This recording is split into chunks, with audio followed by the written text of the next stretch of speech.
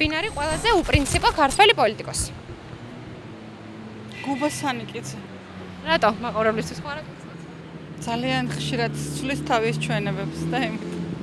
ალეკო ელისაშვილზე რა სიტყვით? იგივე, შეიძლება გაუსწრო კიდევაც. ვინ არის ყველაზე უპრინციპო ქართველი პოლიტიკოსი? უპრინციპო. გახარია.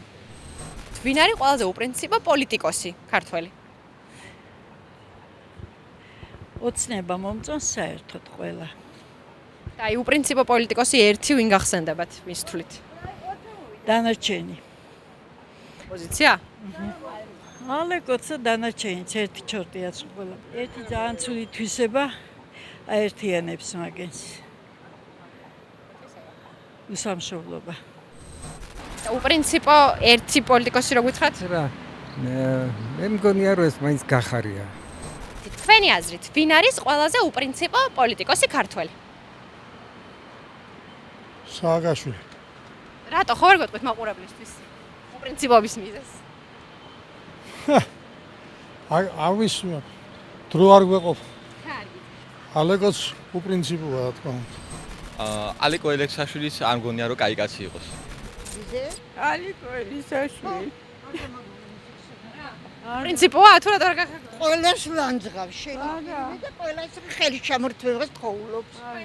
იგივე აბსოლუტურად. ვინ არის ყველაზე უპრინციპო ქართველი პოლიტიკოსი?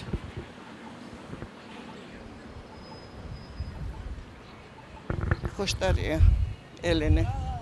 ნუ ელისაშვილის საერთოდ არ მინდა საერთოდ საუბარი. თავიდან აქტიურობდა, ლოგიკაში იჯდა ყველაფერი, მაგრამ დღეს რასაც აკეთებს საშინელება. ვინ არის ყველაზე უპრინციპო ქართველი პოლიტიკოსი? ოპოზიცია ყველა უპრინციპოა. ერთი გამორჩეულად არ აღხსენებათ? ყველა თითქმის არც ერთ რა ისა არც ერთს არ აქვს, მაგენს ისეთი მოთხოვნა რომ გაყვეს სხვა ვინც არიან ის ოპოზიცია, ვინც ყოველთვის დგას რუსთაველზე, ეს არის დანარჩენი ვინ უერთდება. მე მგონი ყველა უპრინციპოები არიან.